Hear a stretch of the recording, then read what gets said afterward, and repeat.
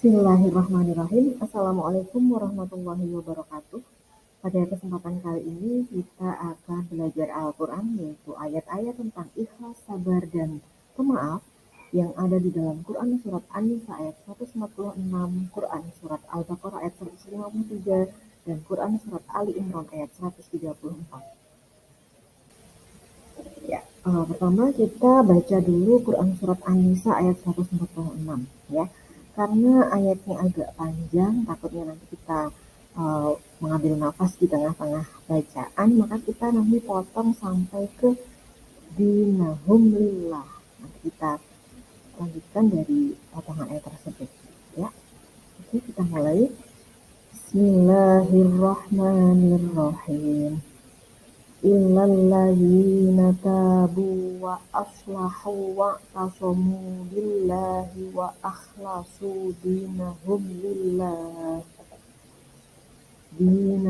lillahi faulaika ma'al mu'minin wa sawfa yu'tillahul mu'minina ajran 'azima.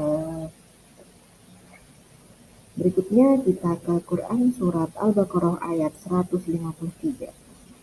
Ya ayyuhalladzina amanu sta'inu bis-sabri was-salah innallaha ma'as-sabirin. Berikutnya yaitu Quran Surat Al-Imran ayat 134. Bismillahirrahmanirrahim.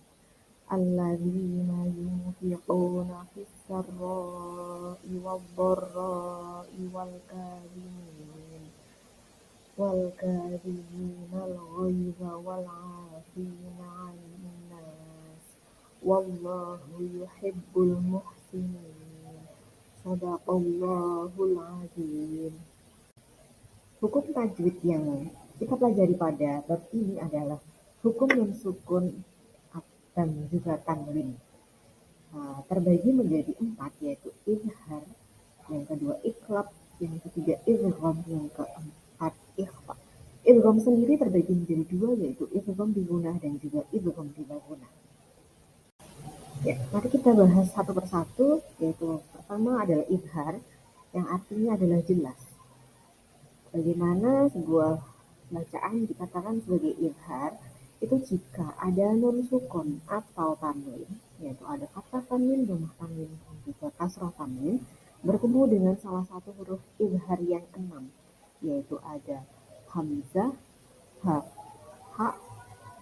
Ini terbalik-balik ya, ada ghain, kha, ain, ha, dan hamzah. Ya. Contohnya adalah min hadid, bukan min dibaca samar, bukan juga dengung tapi jelas. Min hadid. Yang contoh yang kedua, sami'un alim. Ya, bukan sami'um atau sami'um. Ya, tapi dibaca jelas. Apa yang dibaca jelas? Yaitu nun sukun atau tanwinnya dibaca jelas. Sami'un alim. Yang berikutnya adalah iqlab. Dikatakan sebagai iqlab jika nun sukun atau tanwin bertemu dengan huruf ba. Ya, iqlab sendiri artinya berubah. Nun sukun dan tanwin di sini diubah membacanya jadi mim. Contohnya, jadi harusnya kalau di depan tidak ada huruf ba, ini membacanya adalah min, ya. Tapi karena di depan ada huruf ba, maka jadi min ba'di. Yang contoh yang kedua, sami'an basiro, bukan sami'an basiro, tapi sami'an basiro. Tajwid berikutnya yang akan kita pelajari adalah idgham. Idgham sendiri artinya memasukkan, melebur. Ya, apa yang dileburkan? Yaitu membaca nun sukun dan tanwinnya dileburkan. Kita masukkan huruf berikutnya. Oke, itu adalah idgham. Idgham sendiri dibagi menjadi 2, yaitu idgham bi gunnah dan juga idgham bila gunnah. Idgham bi gunnah artinya adalah dengan dengung. Ya, dikatakan sebagai idgham bi gunnah jika ada nun sukun atau tanwin bertemu dengan huruf ya mim, wawu, dan juga nun. Contoh, famayyamal. Kalau tidak ada huruf ya, maka ini dibaca faman, ya. Tapi kita tidak boleh faman ya'mal. Nunnya harus kita lebur, kita hilangkan menjadi famayyamal. Contoh yang kedua, nazirun, depan ada huruf mim, maka menjadi nazirum mubin. Yang berikutnya adalah idgham bila guna. Idgham bila guna artinya memasukkan tapi tanpa dengung.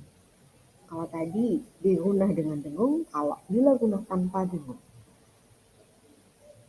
Jika ada nun sukun atau tanwin bertemu dengan huruf lam dan juga ro atau ro, ya.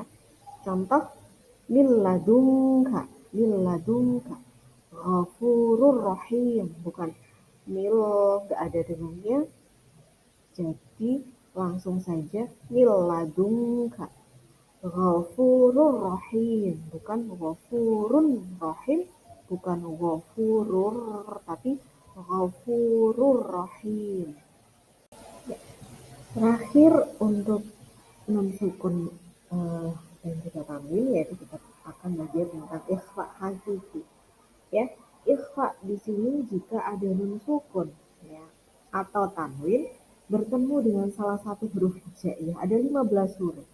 Paling banyak sendiri. Kalau tadi idhar halki itu ada 6 huruf, idgham bigunah ada 4 huruf, idgham bilagunah ada 2 huruf, kemudian ada iklab 1 huruf, dan ikhfa hakiki ada 15 huruf, yaitu ta, sa, jim, zal, dal, za, sin, shin, shot, bot, pok, do, fa, of, dan juga kaf.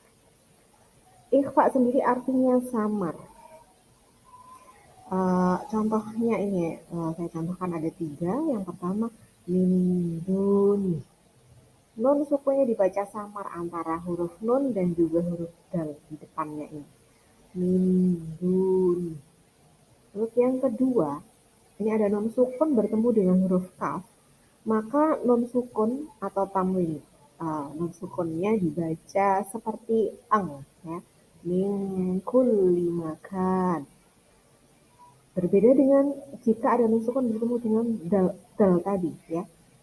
Ini samar antara nun dan juga dal. Tapi kalau yang kedua, contoh yang kedua, jika bertemu dengan huruf kaf, maka seperti dibaca eng, min kulli makan.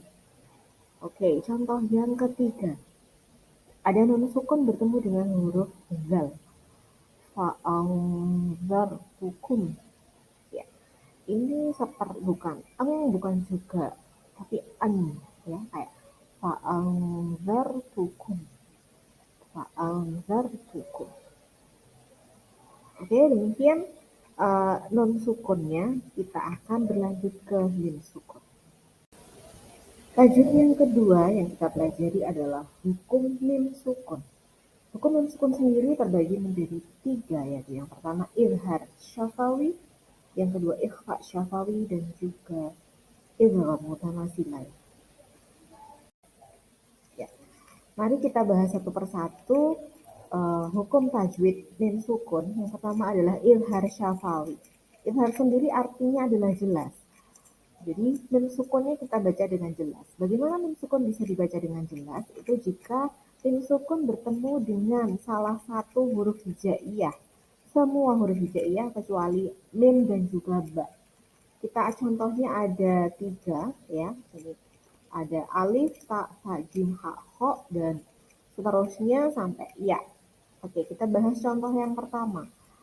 Wa khalaqnakum azwajan, ya. Di sini ada mim sukun bertemu dengan alif. Kita baca jelas mim sukunnya, wa khalaqnakum azwajan, bukan wa khalaqnakum, bukan, tidak ada dengung, ya, tapi langsung dibaca dengan jelas. Contoh yang kedua, ini amta, berarti ada mim sukun bertemu dengan huruf ta, amta. Contoh yang ketiga ada lahum jannatun, Ini ada mim sukun bertemu dengan huruf jim. Ya. Tajwid yang berikutnya adalah ikhfa syafawi dan juga idgham mimi. Kita bahas satu persatu. Ikhfa syafawi. Ikhfa sendiri artinya adalah samar. Dikatakan sebagai ikhfa syafawi jika ada huruf mim sukun bertemu dengan huruf ba. Contoh, wama hum bi kharijin. Mimnya dibaca dengan samar. Ini ada mim sukun bertemu dengan ba. Wama hum bi kharijin. Selanjutnya ada idgham mimi atau idgham mislain atau idgham mutamasilain. Jika ada mim sukun bertemu dengan huruf mim. Contoh, ini ada huruf mim sukun bertemu dengan mim. Anfusihim mim. Ya, jadi ini mimnya berubah jadi bertasdid ya. Jadi ada dengungnya sebagai hun. Ya. Demikian tadi materi pembelajaran kita pada kesempatan kali ini. Semoga bermanfaat. Insya Allah bisa ketemu lagi di materi berikutnya. Terima kasih. Wassalamualaikum warahmatullahi wabarakatuh.